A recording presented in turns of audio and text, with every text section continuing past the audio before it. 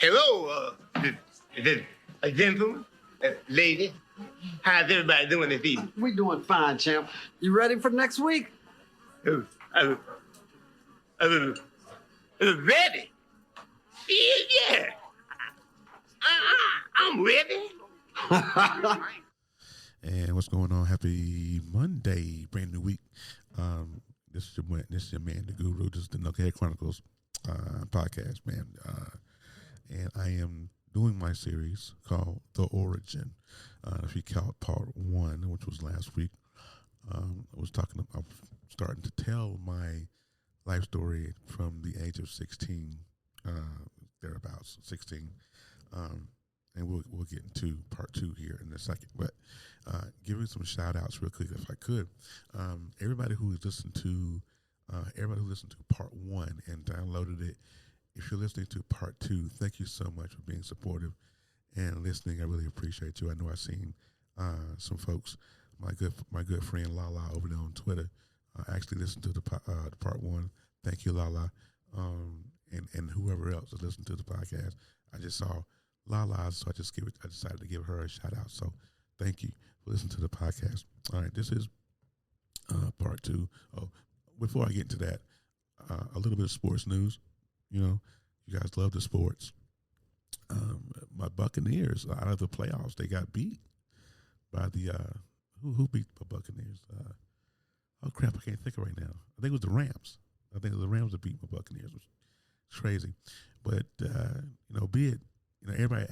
People pick at me all the time. They say, Terry, why how you pulling for the Bucs and you live in Kansas? You live in Missouri.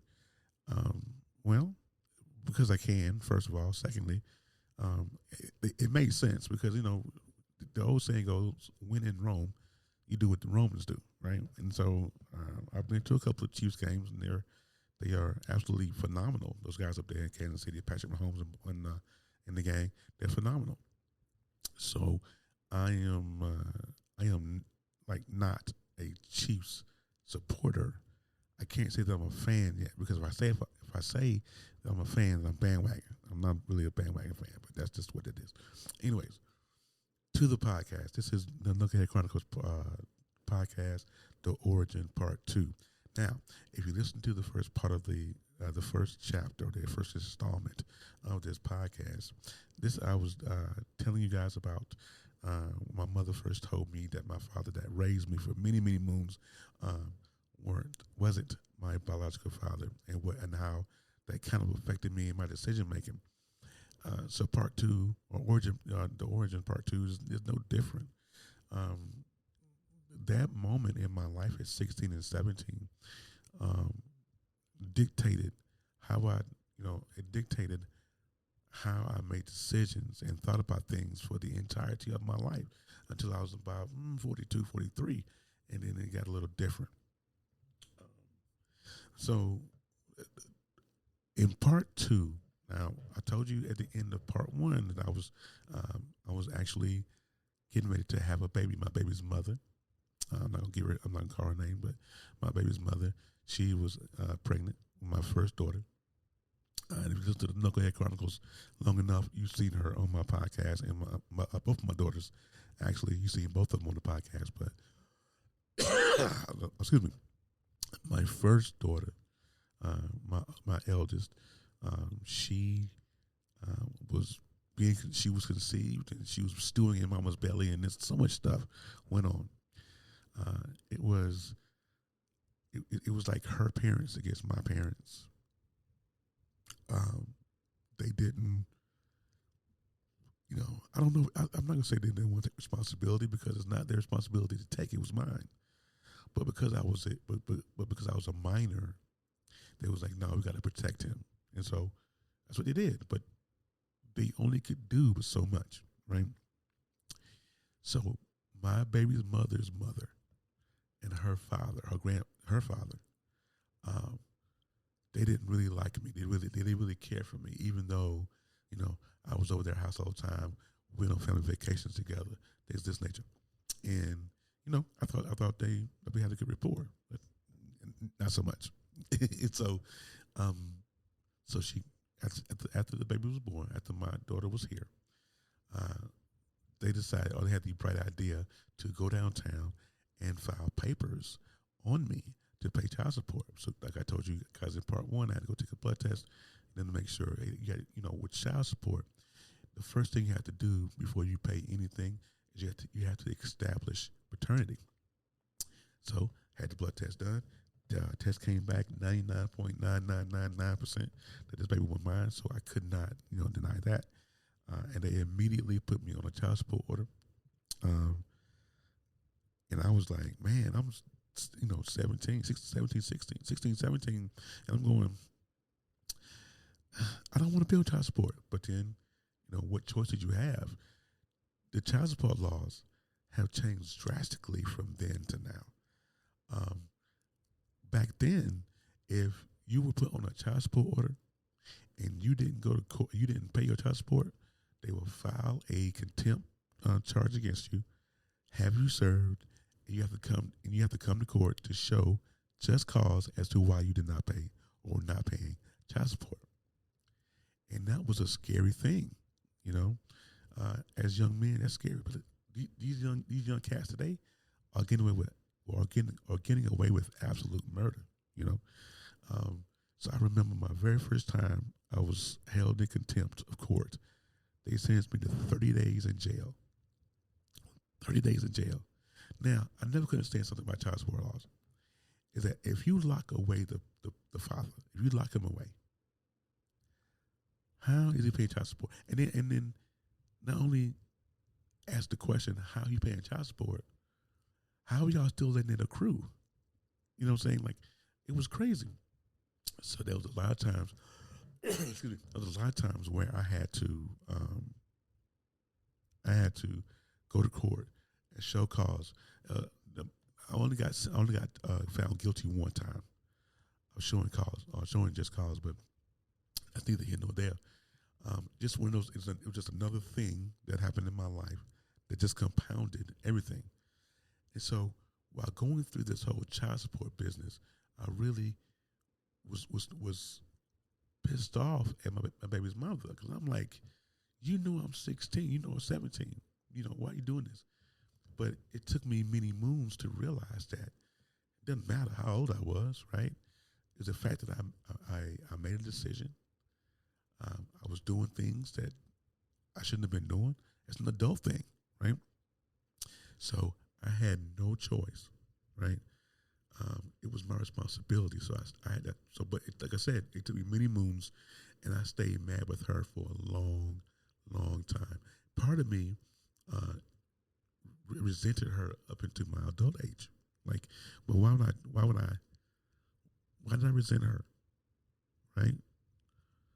The same reason why most men resent women is because I wasn't man enough to take care of my business.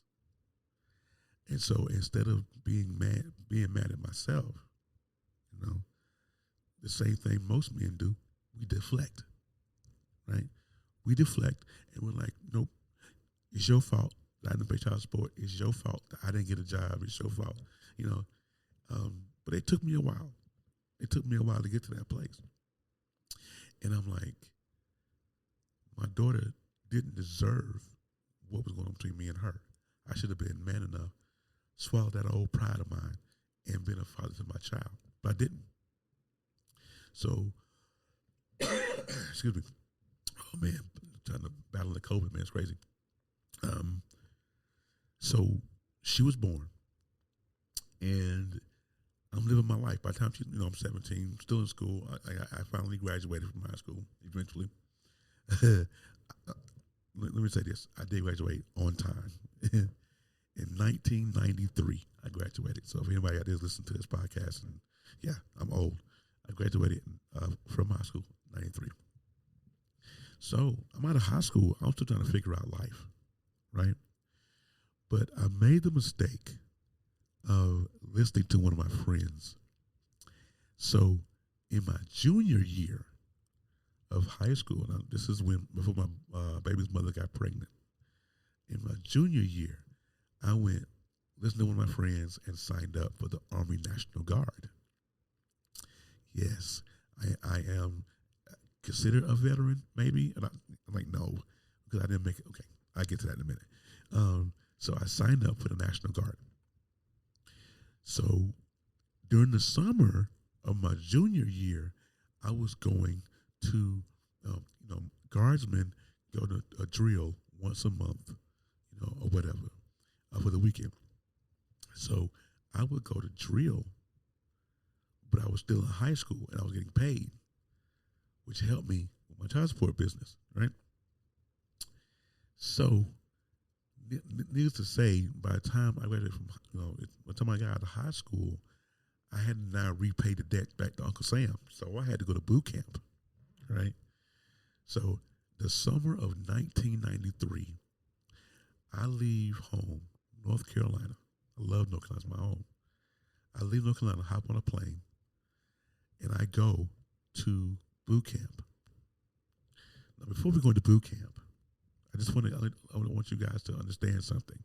If you're listening to this and you want to go to the military, please, please, please study for the ASVAB test. Now, the ASVAB is the military entrance exam. Okay, make sure that you take the ASVAB, because if you go in there and take the ASVAB and you wing it, I can promise you, you're gonna fail it. Right?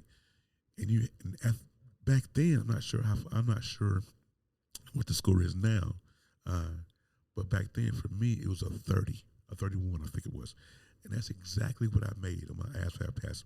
Was a 31. Now, 31, you can, with a score of 31, the jobs that you do in the military are limited, right? So please, if you're listening to this and you want to go to the military, please study for the ASVAB. Anyway, so I go to Fort Sill, Oklahoma. That's where I did my boot camp. So anybody familiar? It is in Lawton, Oklahoma.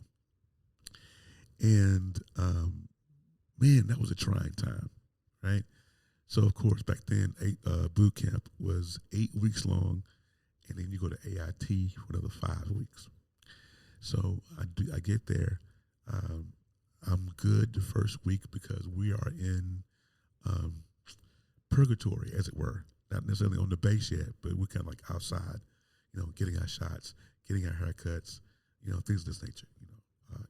I forgot what they call it, orientation or whatever. So we were there for a week, and I met some amazing people that I ended up being in the same platoon with when I got to the base, because it was just a bunch of dudes at one time. It's in intake, it was just a bunch of guys. We was just all there together, and I ended up meeting some great folks. One guy in particular, name was Michael Titsworth. Yeah, his name is Tits, Titz WORHT, Titsworth. That was his name, Michael Titsworth. Really cool guy. But we was in boot camp together, and it was just, I was just young and dumb and free. At this time, my mentality was, I'm just going to do what I can to make it, right? Because I got a baby back home that I got to take care of. But the mistake that I made is that I had a girlfriend, younger girlfriend, as a matter of fact. We'll get into that. And so that messed up my head. So at this time, and my mother and my father, they tried, or my mother and my stepfather, they tried. But it's just that it wasn't clicking. I was still, kind of delving in that. So PTSD, folks, is real, right? Mental illness is real. Like when I was in boot camp, I was so mad at my mama. I was just trying to get with I missed my girlfriend. I was mad at baby mama. I got a baby that's here that needs me. Went through that whole nonsense. Confusing time. And only thing that I did was compound everything that I was going through. So needless to say, I only spent 5 weeks in Fort Sill before I decided I'm gonna plot my way out of this so I can go home. So that's what I did. I was in boot camp, and naturally, I have flat feet, right? I have no arches in my feet, which is something that you could easily get over just with art supports, right? But back then, you know, a person with flat feet is no good to the army, you know, because you can't go on road marches, you can't do any trainings really, you can't do nothing because you have flat feet. Because if you're carrying around a 35-pound rucksack on your back, an M16, and everything else, you can't do this. This is not your thing. And so I remember going to the medical center, and I think we were going into our 5th week of boot camp. And I remember the doctor asking me, doctor says, well, Private Little, you do have mildly flat feet. Now you have a choice. You can stay here, rough it out, finish out boot camp, or I can send you home. I can give you honorable discharge and send you home. And I was like, all right, I want to go home. Not thinking about my future, not thinking about, you know, what this impacted, what this means. Only thing I heard was go home. And so that's what I did. Now, one thing about the military, I will tell you this, is if you go to the military, they fly you out. You know, you got food on the plane, you got, you know, all of the amenities of a first class military personnel. But baby, get sent home. Get sent home. Them bad boys. Let me tell you what they did. They said, okay, we're going to send you home. They gave me a 3rd class bus ticket. A 3rd class. Bruh. A 3rd class bus ticket. They wouldn't even. So I get on the bus, a Greyhound. Caught the bus on I can't think of the name of the place. On the campus of the military base. But it took me 3 days to get home on this Greyhound bus. 3 days. And I was like, all right. So I finally get home. I look at my mom. I say, Mom, I'm home. She's like, what you doing here? You know, because she was mad at me. And this is what happened. She was mad at me because I had, at this time, you guys, and people of a certain age is going to remember this, but back then you can call people collect, right? You can't do it now, but back then you call them collect. And my mother had a collect card that I used that she gave me for boot camp, and I burnt that son of a gun up. By the time I got home, I had racked up over $400 worth of charges of talking to her, my girlfriend, and all of that. And so, yeah. So she was mad by the time I got home, and she stayed mad at me. But can I tell you something that really is that doing that to her was kind of a mini payback. You know, and I know it sounds strange, but it was kind of a mini payback for me.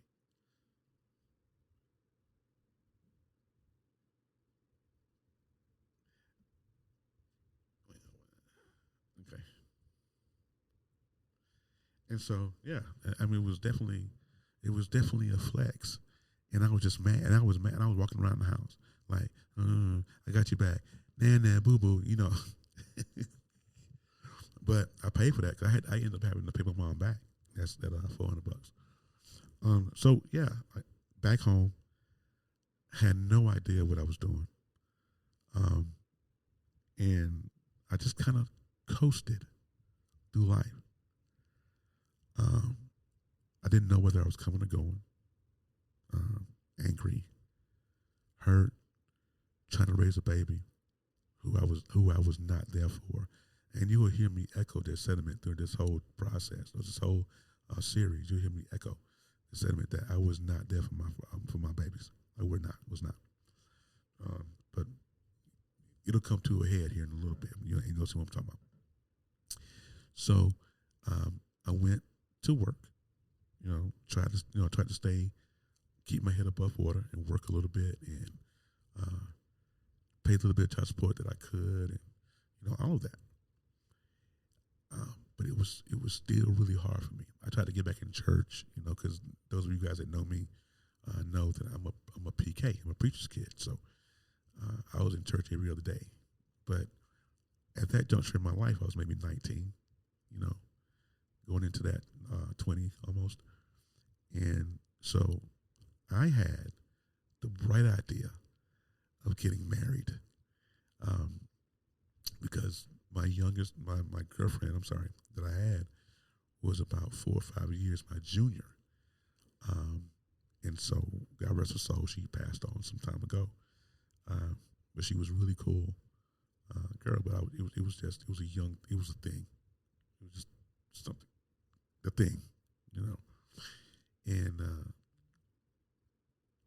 moved on, and I was like, well, I'm bored, and I want to do something in life. And I was like, well, I got to do something. I have to do something. And so I ran into, I had family all over, and so I had this cousin, and she called me up, and she says, we had a family reunion or some kind of family get together, and she came to it, and she was like, Jay, what you doing? I said, I ain't doing nothing. I'm just kind of chilling, And at this time I was 19. I know I was 19 at this time because she said, hey, I got a friend of mine that you should meet. I said, really? And this was almost it was the beginning of some really, really bad decision making. It was just really, really crazy stuff. But she says, I got this friend that you should really meet. I says, okay. I said, okay. So tell me about her. So she tells me, she says, she's awesome. She's got a son. She already had a baby, so she got a son. And she was supposed to get married last weekend. Okay, I want y'all to catch this. She was supposed to get married last weekend, but she got stood up at the altar. What? What happened? But silly me, I'm 19. I'm vengeful. I just want to get out of my mama's house. I was just, whatever. And she was like, yeah, she was supposed to get married, but the dude stood her up at the altar. I'm like, all right. I says, okay, I'll meet her, And that was the beginning of some stuff that changed the course of my life and my mindset for the longest. And I was like, I don't know why. I don't know. I still, to this day, I still worry. It still bothers me of how I made a decision like that without even giving it much a thought. I didn't think anything of it. I was like, okay, let's do it. Let's do it. And it started. It wasn't all bad, you know what I'm saying? But we'll get into that in chapter 3. But this is part 2, the origin part 2. There's some better parts. I'm sorry if this bored you. I do apologize. If my voice got on your nerves, I'm sorry. I'm fighting over a cold or whatever. So I try to do my part here.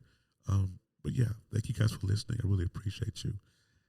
And I will catch you guys on part 3.